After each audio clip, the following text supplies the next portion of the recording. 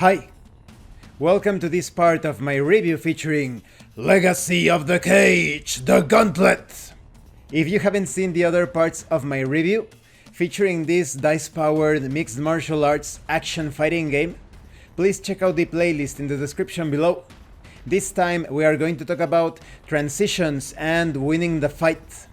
But before that, I want to talk about this channel's sponsor, Heroes and Hardships.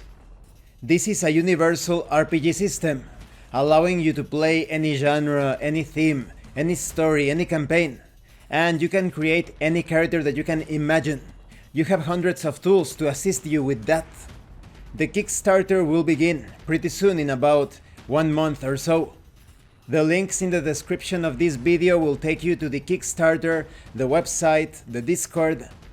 You will also find links of my reviews of the Quickstart guide, the Wallace campaign setting based on the life and exploits of William Wallace, and there is an upcoming setting called Tetsubo, which is inspired by Japan's Sengoku era, so definitely check it out. Now let's continue. Concerning transitions, fights are dynamic affairs. When one person throws a strike, the other might go for a takedown. Certain combinations of successful and unsuccessful actions result in a new position. Fighters cannot be knocked out or submitted in transition. The order in which fighters' actions resolve dictates how the transition occurs. If your action resolves second, and your opponent is moving the fight to a new position as a result of a successful check that forces a transition, you cannot win by knockout or submission. Let's talk about being rocked. The fighter who suffers the critical strike or submission in transition is under the rocked condition for the following segment. You earn a bonus to your action checks against fighters with the rocked condition. Fighters lose the rocked condition between rounds. Now, about getting jammed.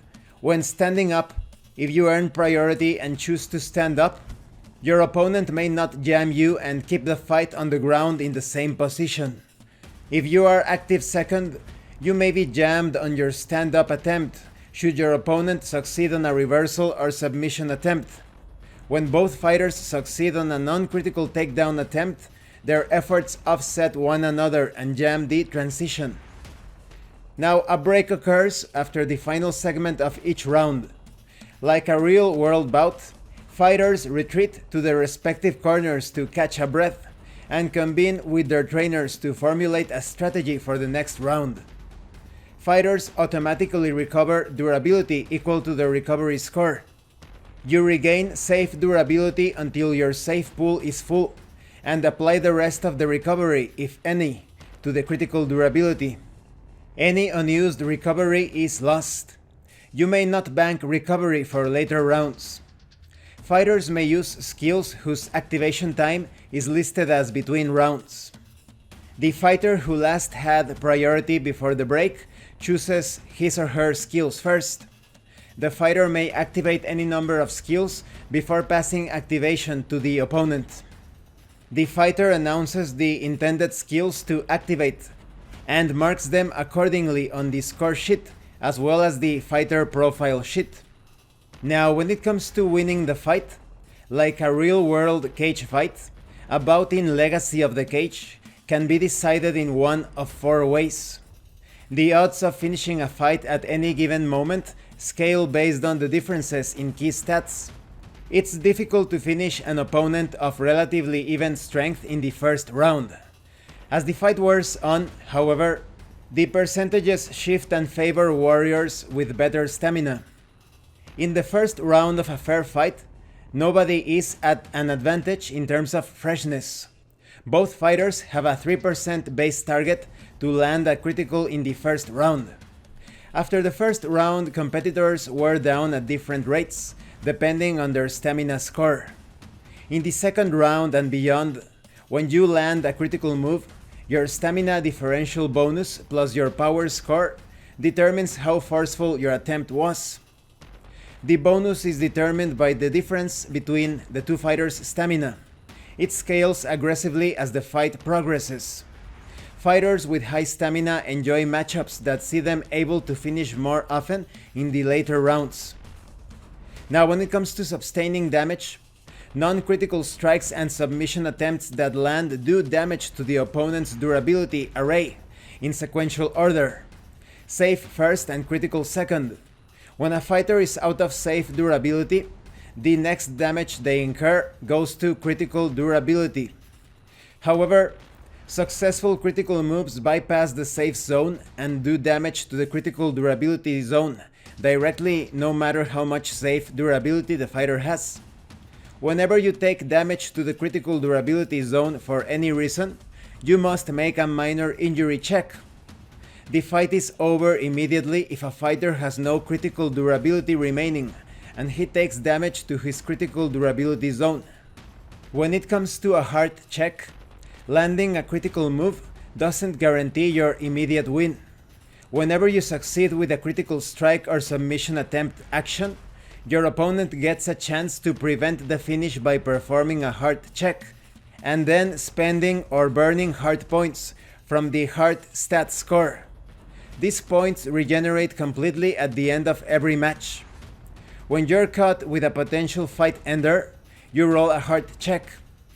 The heart check is different than most other checks because the target odds are set independently of your opponent's stats.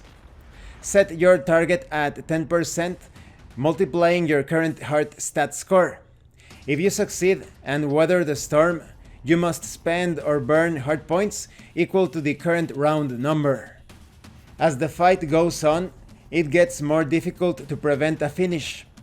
Since burning heart increases as the rounds go up, you may find yourself with nothing left to keep you conscious. If you don't have enough heart left in a round to deduct the full amount after making a check, multiply your remaining heart by 10% to set your target. If you have to make a heart check when you start a segment with 0 heart, your percentage target automatically becomes 5%. Let's talk about knockout. When one fighter lands a critical strike successfully and overcomes the opponent's heart check, that fighter knocks out the other fighter. Early in the fight, it's difficult to knock out any decent competitor, though from time to time, the random flash KO will occur.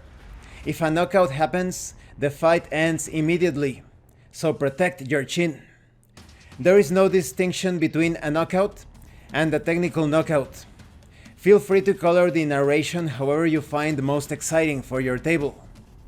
When it comes to submission, on the ground, fighters attempt to put their opponents in submission holds that stress crucial joints or threaten them with unconsciousness through hypoxia. When a fighter successfully locks in a critical submission hold and he overcomes his opponent's heart check, the fighter forces the opponent to tap out and earns a submission victory. And this concludes this part of the review. In the next part, we are going to talk about referee stoppage, the scorecard, fighter progression, and other details. I like how everything is quite orderly despite the chaotic nature of combat. And the circumstances we have seen so far about winning the fight are also handled quite realistically. It makes sense that it's usually very hard to knock out someone immediately, but it's also very pragmatic to consider that as the fight goes on, the fighter with the better physical condition is going to have an advantage. That's why, in real life situations, if you have to fight against a professional fighter, you usually want to finish the fight as quickly as possible.